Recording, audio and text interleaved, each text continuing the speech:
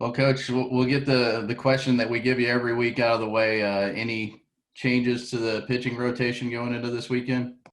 Yeah, we're going to move Mike in there, game one, and going to move Birdsell to the back Sunday. Montverde's going on Saturday. So What was Dallas, the reasoning for that? I mean, what's the reasoning?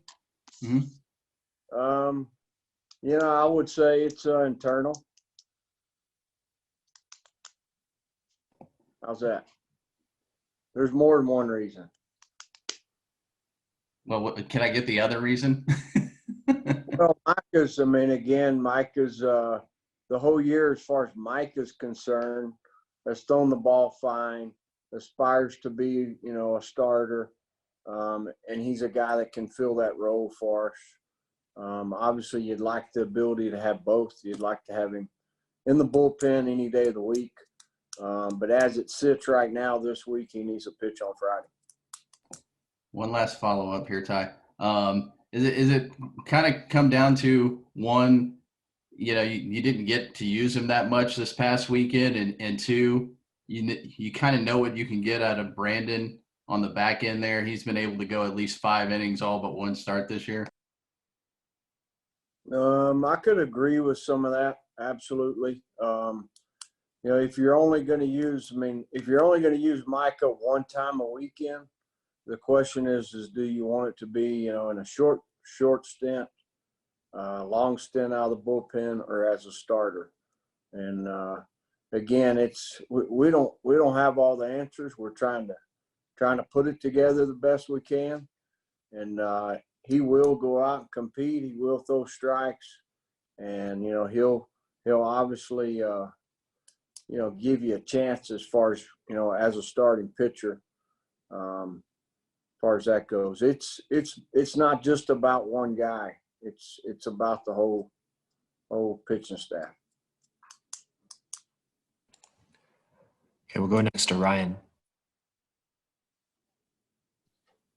Hey, Coach, I know you guys are never in a rush throughout the season, but just passing the halfway point and with the new ruling coming out that the NCAA is going to predetermine the regional and super regional hosts, how big of a series is this against a highly ranked team like TCU to boost that resume and look good, going into the second half of the year?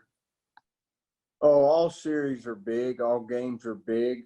And so we go in, and try to play the game the right way each day and count it up when we're done. As far as at the end of the year or the end of a series, TCU's playing really good baseball, probably the best baseball they've played of the year. I think they've won 9 in a row. Is that accurate? Got 3 really good starters. Their lineup seems to be really, scoring a bunch of runs. And so anytime you match up, 2 good programs have been in the same league, it's a big series, whether you're looking at postseason or not. And just a quick follow-up with that, you mentioned the bats for TCU and what they're able to do. Does this – you always want to score as much as you can, obviously, but does this feel like a series you think the runs will really be important because they can really rack them up pretty quickly in some of those games recently? I think each day will, dictate that, obviously. The more runs you can score, the more margin for error you have. And so, obviously, that'd be good for either side. And at the same time, I don't know if any of us can really predict 24 hours out how the games are going to play out. And you just don't really know, how, what's going to show up. And, again, just go out and do the best you can. All right, we'll go to Don.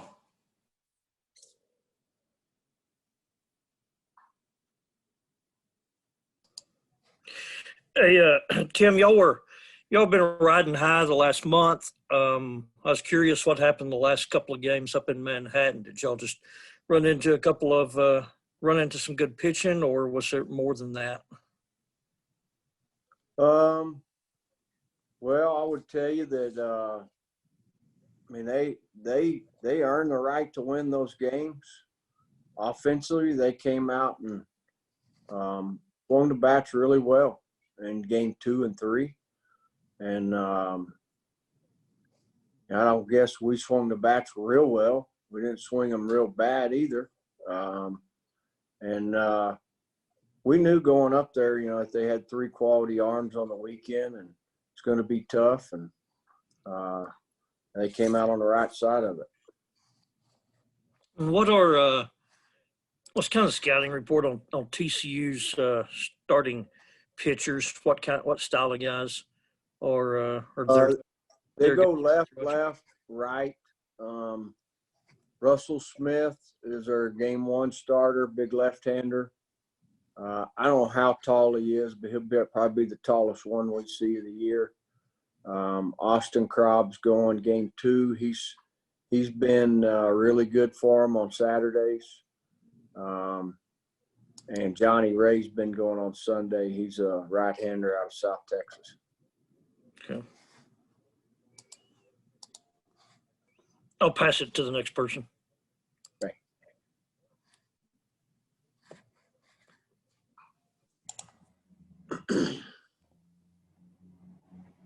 Coach, I know you talked about their lineup a little bit. Can you talk about you mentioned this on the coaches show, how old they are and how tough a team or how tough it is to face a team like that, given the youth that you guys have. You guys have experience, but you're still quite a bit younger than that. Yeah, I don't know how many of the older guys they have are actually in their lineup. Have looked at it, but I'd have to look to see what year in school they are. I do know, obviously, because Humphrey's, older brother played here. He is a guy that's, he's in his 5th year, gained an extra year of eligibility, and he's hitting in the middle of their order. And you can see that experience in his at-bats. He's a guy that stays in the middle of the field really well. Hits a breaking ball when it's, soft over the middle of the plate. And you can see that with him. And, but they're starting a true They're leading off a kid that's a true freshman. I don't know how old the Sykes kid is. I'd have to look. He's hitting 2nd. Same thing with Taylor. He's hit 3rd. And so they have the ability probably to put some older guys in there like Connor Shepard and some of those guys that have been around there, but I don't know that those guys have been playing. Hadn't seen him in a lineup lately.